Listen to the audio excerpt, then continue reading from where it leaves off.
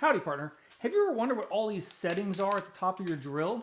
Well, today we're going to walk you through a quick demonstration to show you how to adjust these clutch settings, how to adjust the torque and the speed, and what exactly all that means for your drill driver. Now, if you have a drill driver like this Craftsman V20 here, it's going to have a bunch of numbers at the top. And those numbers are usually going to start with 1, and then they're going to go up to a bunch of different numbers. This one goes to 23, and then it has a drill bit. Now that is your clutch, and that is how much torque it's applying while you're drilling.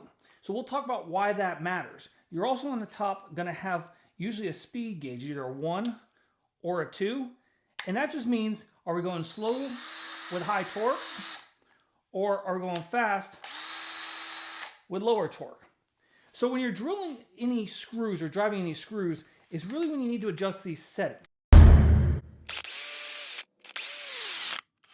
If, for example, you buy some furniture and you get it delivered to your house, you put it together, and let's pretend that it's metal and you don't want to bend it, or it's wood, you might want to go with like a number 10 or so.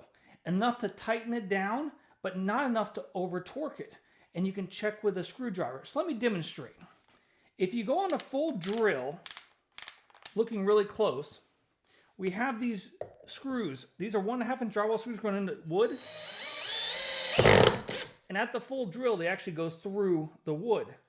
But then if I lower this back to, let's say, a number 10, it should drive it in.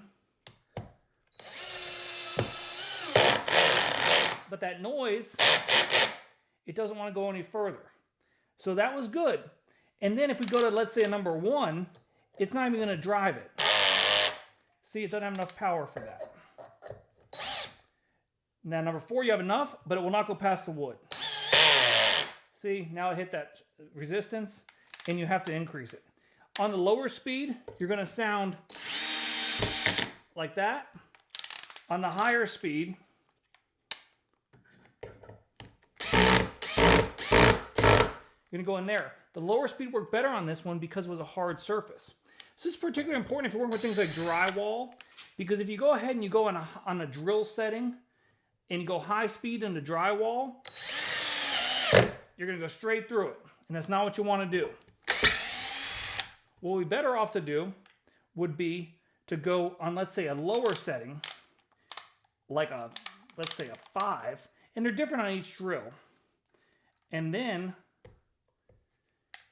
when you drive in, see, it's kind of stopping you, and you can adjust it up to where you just get past that front.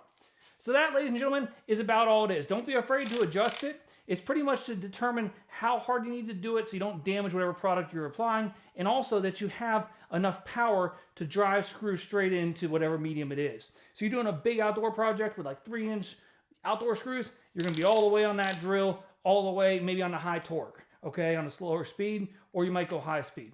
Hope that's helpful. Be sure to like, comment, and subscribe for more great how-to tips and tricks, as well as some great tool reviews and kind of showing you how those tools work. I love this drill from Craftsman. I'll link it in the video. And remember, all these projects, if I can do it, you can too. Thanks for watching.